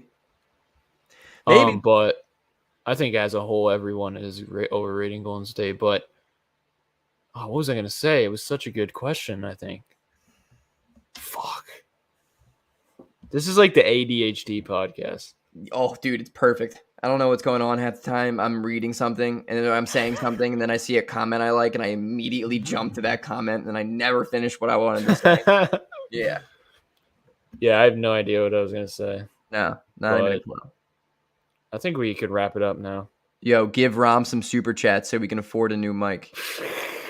I was gonna say, how does that work if we get super chats? Does it go to you? No, it goes to whoever's channel they do it on. Oh, okay. But the thing is, I did not come on this stream to roast Jokic, and it just like turned into that. I don't know how that happened. It's the beauty of life, dude. And then it ends with you getting roasted for your mic. That's just the circle of life, dude. It feels good to get that off my chest because I've been waiting to fucking say that shit. Like, let it go, man. Let it go. It's just safe space. It's just crazy to me. It's fucking crazy to me how. Anyway, I'm not gonna say it again, but no, let's say it. Let's end this stream. I remember what I was gonna say before. Oh my god, dude. The Sixers, if they beat the Heat with like Embiid just coming back, like I'm gonna be super impressed. I know they're the better team with Embiid, but still, there's no margin of error. There's no time to play a shitty basketball game because we, went down 2-0 without Embiid. Like we have to play amazing every single game now. There's no margin of error. We have to win every game. So if they do this, like I'm gonna be impressed as hell against the 1 seed, against a fucking team that hustles. Because they can't score, or play defense. Yeah, dude, but the thing is, the Sixers, they can't have a shitty game like they had against Toronto, where they just were like, oh, we suck tonight. They can't have that anymore. And there's a huge possibility that happens. So if that doesn't happen, this game is vitally important for sure. But like I think if we lose tonight or tomorrow, it still goes 7 because I don't think the Heat beat us at home.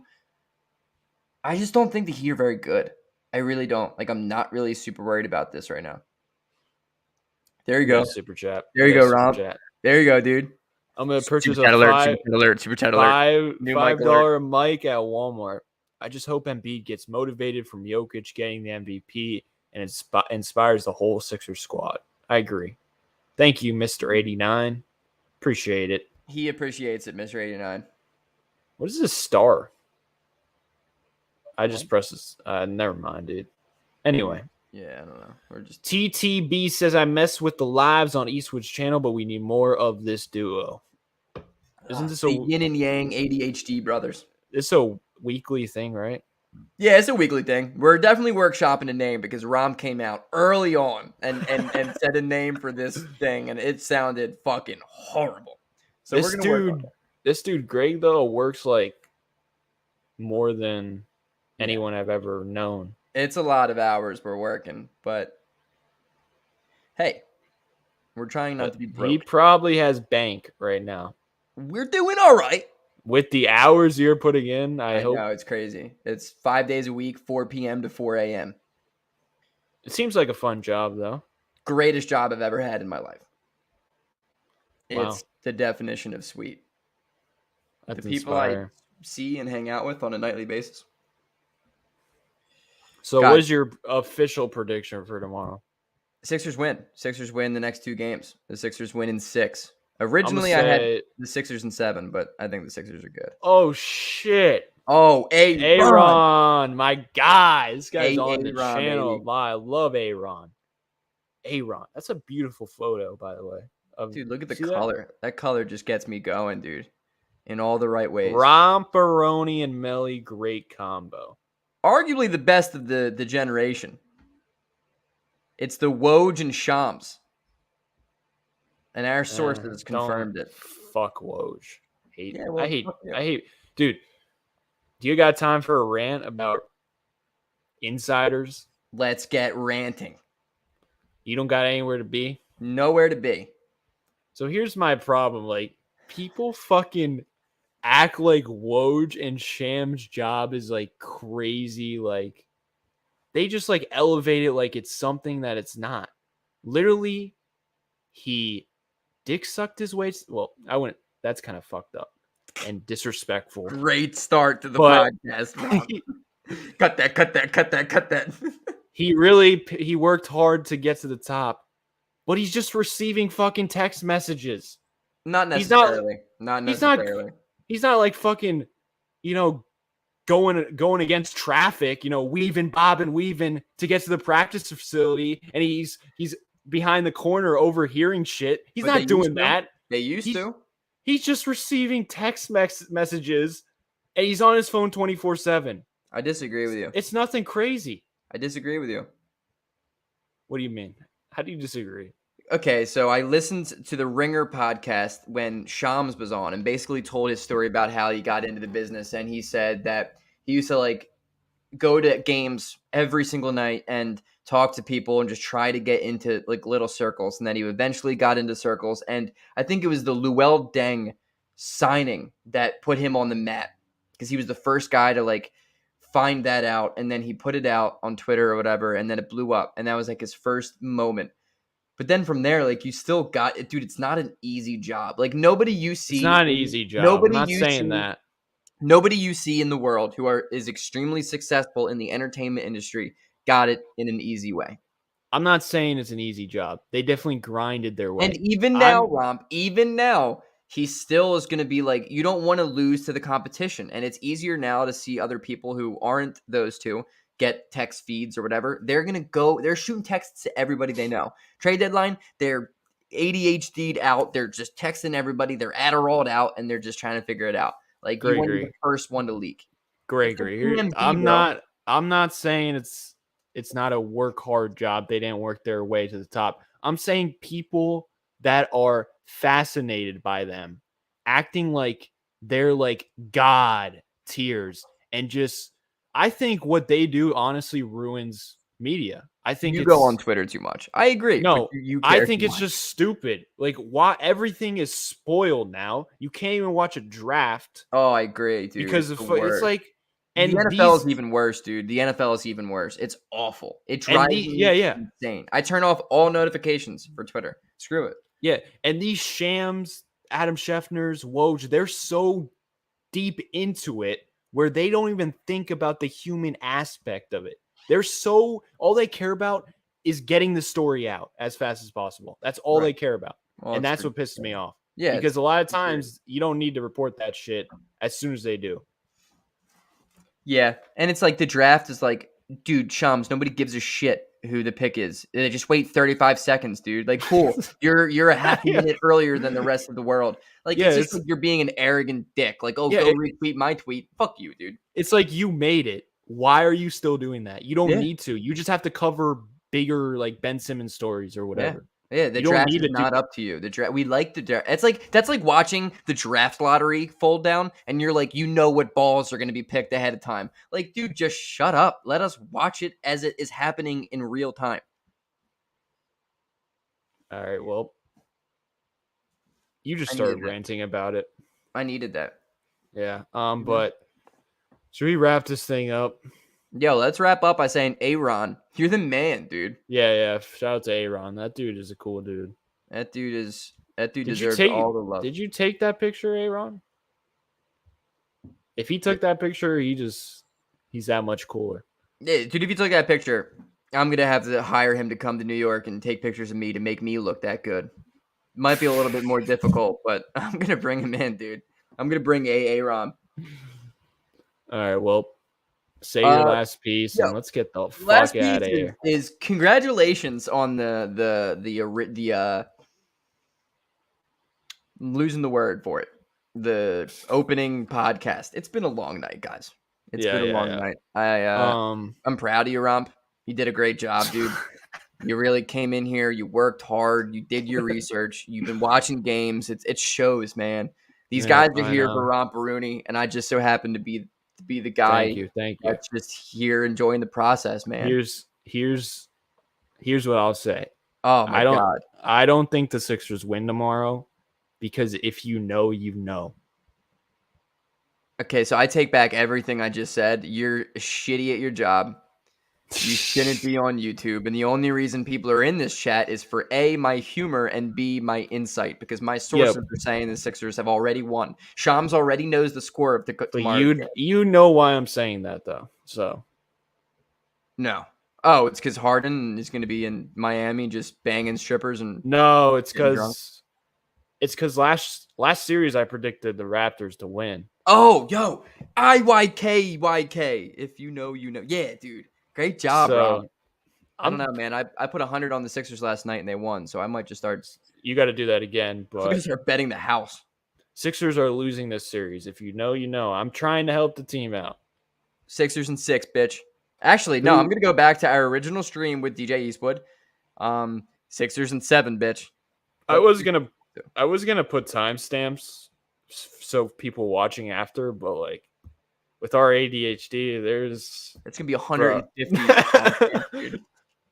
So Like sorry. Jokic, something else, Jokic, something else, Jokic, something. Yeah, it's not worth it. Just watch the hour and 50 if you have nothing to do. When did I rip Jokic? It wasn't necessarily. It wasn't. It was Jokic. like halfway through the stream. I would say like an hour in 5 in. It wasn't Jokic specifically. It was just kind of his. He was the fall guy. We were talking about Luka Doncic, and I'm saying how good he is, and then all of a sudden Romp starts screaming at me about Nikola Jokic, and I'm like, dude, I'm not disagreeing with you, man. It was just I felt so direct. See, when you're on the other side of me, you're disagreeing. No matter even what I'm saying, I'm like, I love Furkan. You're like, I love Furkan. All right, see you later, guys. Yeah, appreciate you. Next week, we'll figure it out. Yeah, dude, we're